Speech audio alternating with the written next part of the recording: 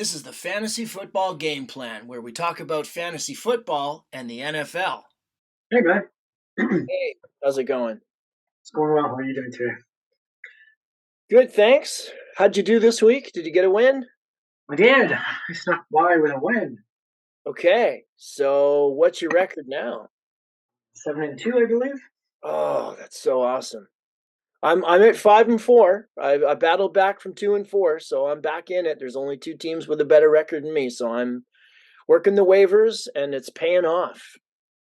Nice. There's only 4 people in our playoffs, so it's crucial that you make it to the top 4 to be in the money round. And then we also have 2 prizes for first and second place for the regular year. Might as well reward people for the time and effort that they put in for the season, not only just the playoffs. I was once in one pool where 100% of the pool went to the person who won at the end. So, it's a little bit unfair that even the second person didn't get anything. But this way, the money is kind of distributed out. Sometimes you can win twice if you're lucky. Yeah, that sounds good. We had to expand our playoff format when the league went to an extra regular season game, 17. So we used to have 4 people making the playoffs in our league, but now we have 6 because that extra game kind of made us make some adjustments. That's interesting. Yeah. Okay. Well, let's get to it for everybody who's still in it and battling hard. I'm looking at quarterbacks, and if you didn't get in on Justin Fields, you're not going to get in on him now. So he's gone in most leagues. Yep. After running 150 yards last weekend. Yeah, record setting. So hopefully you got in on him. I would say Jimmy Garoppolo's a good QB pickup coming off of a bye. That might be the guy you want to try to get that could actually help you, that might be available. Yeah, we talked about him prior to his bye, so in week 7, to get him for this week if you need a quarterback and streaming one. So it's another good suggestion. Yeah, that's all I have for QBs. Do you have anything else that you like? Sure, why not throw out a Detroit Lions quarterback, Golfle. Golf could probably do something. He's playing the Bears this week, so as a streaming option if you have somebody. Who's on buys this week, by the way? Okay, the bye weeks are the Ravens, the Bengals, the Patriots, and the Jets. There you go. So there's quarterbacks out there. There's starting quarterbacks out there. So any 3 of those suggestions would definitely help people out. Yeah. Okay. Sounds good. Let's move on. We had talked about Jeff Wilson Jr. last week. We recommended him, went in, had a great game. So now it's going to be tougher to get him, but he's still at the top of my list for running backs. Yeah, you suggested that last week.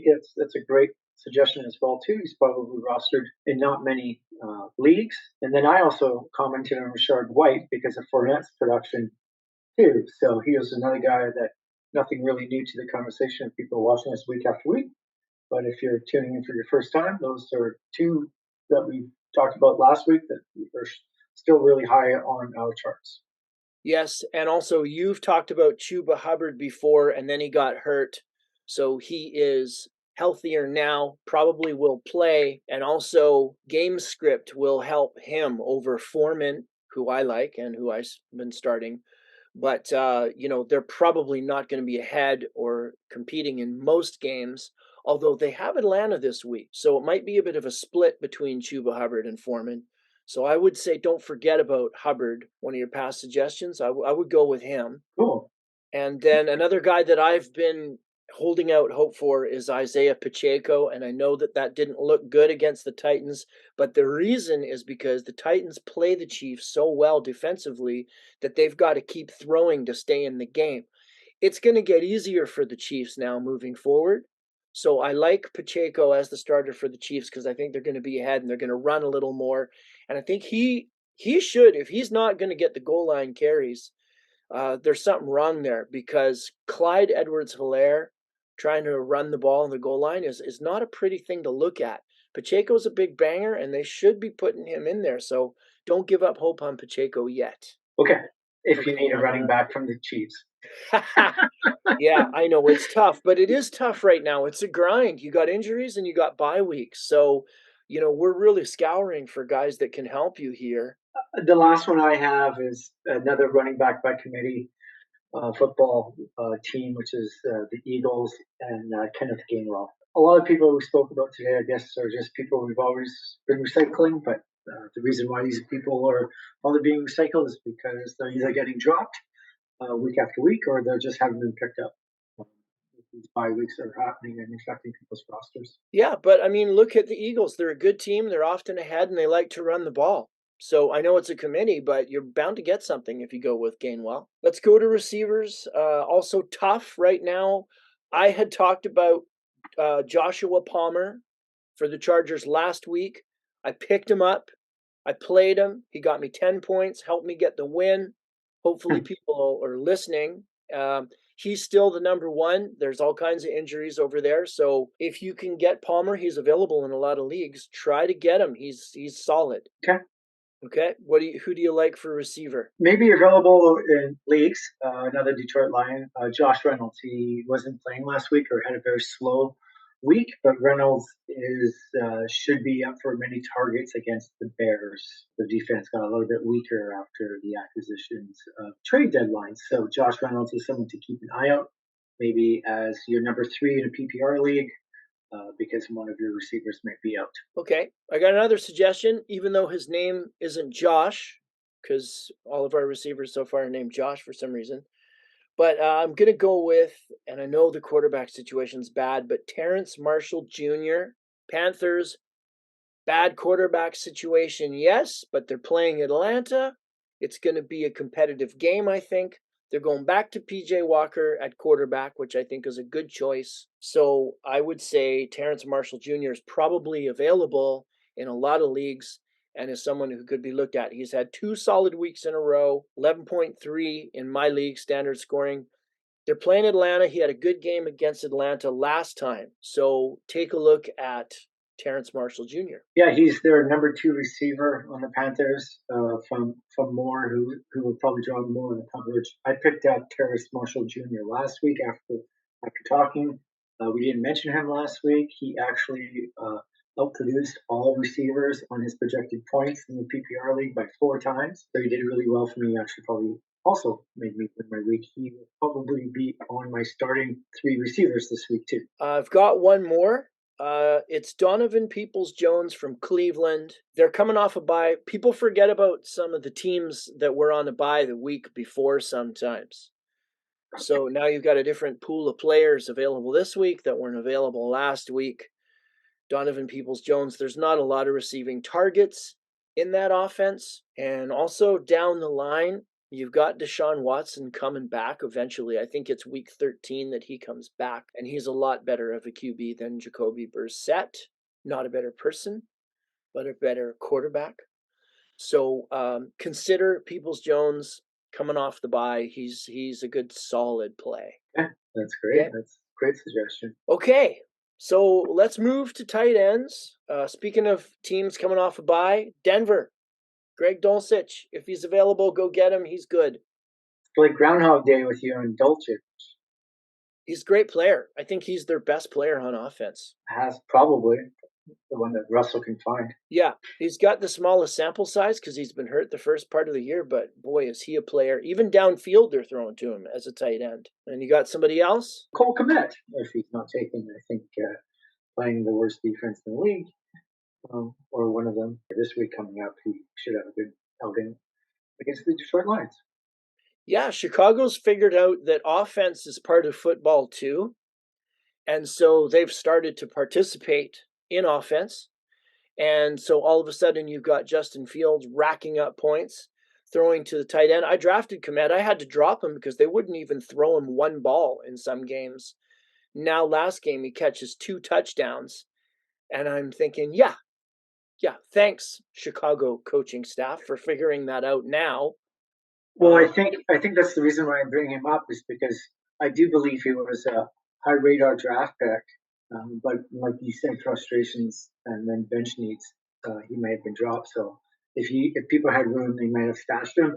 But tight ends right now, it's a garbage bag full options. So he might be available in some leagues. He might not be. But like you said, you drafted him, but had to ditch him because there was somebody that was going to get you better points. And look at what you said. That formula has worked out. You're starting to get into the win chart. Maybe you need to go pick him back. Yeah, he's probably available in a lot of leagues. And then I'm going to say Cade Otton, which we've talked about him before. I think you brought him up last week. And then he came through. They got one passing touchdown from. Yeah, he did, but I heard Bright might be coming back as well. So just keep an eye out for that injury report. If he comes back, he might not come back at 100%. He might be doing like a limited role, but just make sure that that's also on people's radar too. Is that their starting tight end might be returning as well. And tight ends do well against the Seahawks. And Tampa Bay is going to Germany to play the Seahawks. So they give up a lot of points to tight ends. So, I mean, I don't know. Maybe both of those tight ends could be someone to look at, possibly. I don't have any more to talk about tight ends. They're Yeah. kind of in a class of their own. Yeah. I know. We always talk about this. That's why I spend so much money on Kelsey. Okay. So moving on to defense. I'll throw to you first. I got a couple suggestions. Well, the Giants are facing Houston, officially the worst team in the NFL after this weekend, with a 1-7-1 record. So I think the Giants would be a very good pickup if you're a need for a defense. Yep, I agree, and that was one of my suggestions. So I'm glad we agree on that. Definitely try to go get the Giants against Houston. And my other one is the Cardinals. They're playing the Rams, who are struggling, and the Rams are a great team to play your defense against. They're actually the best team to play your defense against. But also, I had the Cardinals a couple weeks ago, and they scored 2 touchdowns. And then last game, they had another pick six. So, this is a team that scores on defense, and that's a rarity. I mean, defensive scoring is so low. So I think if you're looking for a suggestion, the Cardinals are a great pickup for a D. Yeah, those numbers are great, especially D's are not really. You get one breakout usually game out of a defense. Like I think last week they scored 35 points in my league, which is just absurd. That's elite quarterback numbers. So the Patriots did that. Sometimes other teams do it as well too. I think it's also just a fluke, the defense, because you never really know what's going to happen. Some games you can have like 7 sacks and then get 40 points scored against you, and then you're sitting at 0. It's just a weird mathematical scheme. But when your defense does pull out, and if you can get Arizona, I think that's a great one. I think Giants would be great for streaming. I don't have any other suggestions because I think all the top 2 defenses are easy to determine in your own league. Looking at the projected points or the season totals, you'll be able to find out what defense should be on your roster based on what has happened in the last few weeks. And I think going forward, any team facing the Colts, play that defense. They've got Sam Elsinger, this poor rookie kid they decide to throw in for a start against the Patriots. He just gets slaughtered. They fire the coach, who's a good coach, because they told him to play the quarterback who's not ready. And then they go and hire Jeff Saturday, who's got no coaching experience, to be their head coach. So if you have a defense playing the Colts, you should be licking your chops. I think they're just trying to get the top draft pick for next year now. I'm sure that inside the locker room they don't feel that way. Well, we're gonna see. We're gonna see if Saturday can fire him up, because I think they're tanking. They won't admit it, but weird choices this year. They've got Matt Ryan sitting there, and they benched him for the season, and just what a disaster. Yeah, it's also too bad that their starting running back also went out with an injury, and their offensive line has kind of not produced as well as they are expected to produce. There's probably some injuries up front as well too. But yeah, definitely disappointing for the Colts. But hey, I'm a Lions fan. There's always disappointing seasons. They looked so promising at the beginning of the year, and it's just gone bad. Oh, by the way, do you think we're going to see Williams, the receiver from Detroit? Do you think we're going to see him this season, Jameson Williams? He may do you well in playoffs, as coach has decided to only play him in December. Okay. Just so he gets some games under his belt before next year. He thinks it's important for him to get some games under his belt. So he's probably someone that you can get rid of, but you never know. He could be the person that gets you that championship win in week 17. I've had him and Kyron Williams on my IR the whole time, and I'm just hoping and praying that I can use one of those two players at some point down the road. We haven't talked about kickers yet, so I've got a suggestion if you don't. I do not, actually. I'm taking a week off kickers. Okay. Well, they play every week, so it's a weekly show. I'm going to go with Randy Bullock from Tennessee because their offense sputters and they only have Derrick Henry. They have nothing else. They're not playing Tannehill, so the rookie quarterback, I feel bad for him. They don't have any receivers that can get open. No. And so they're playing Denver, who's a stingy defense, and they're well rested. So, yes, Derrick Henry will get him close. I don't know if he'll get him in, but then I think Bullock will kick some threes. Denver can't score, so it's going to be a close game, so field goals will matter. That's what I'm predicting there. Cool. Let's see if that turns out. Hopefully no one has to watch that game if that's the outcome of that football. Yeah, let's watch some good games. Although I've got to set my alarm early to see Tampa Bay playing in Munich. It's going to be tough. Yeah, those early games are really tough. 6:45 start or something like that. Good luck. Keep up your winning ways. Yeah, it's an important week. It's an important week for me. The number one seed, she has some people on bye weeks, some crucial people on bye weeks. So if I can sneak through a W, then maybe I can be a tied record. Are you playing her? No. She's playing somebody else, but her team is stacked, and like you just get millions of points every week.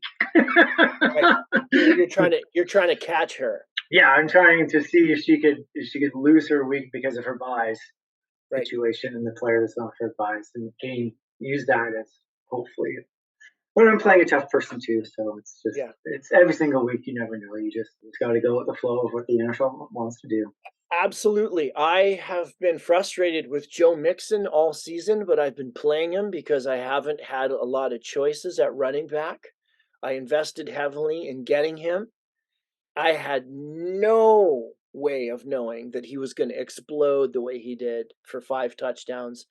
And I was the highest scoring team this week, and it's all thanks to Joe Mixon. It's crazy. Yeah. We'll see if he can keep it up, but he's on a bye, so it's not going to happen this week. That's great. Yeah. All right, Sean, enjoy the rest of your day. Bye. Yeah, you too. Thanks for watching the Fantasy Football Game Plan podcast. Need coaching on your lineup? Drop us a line, and we'll discuss your dilemma.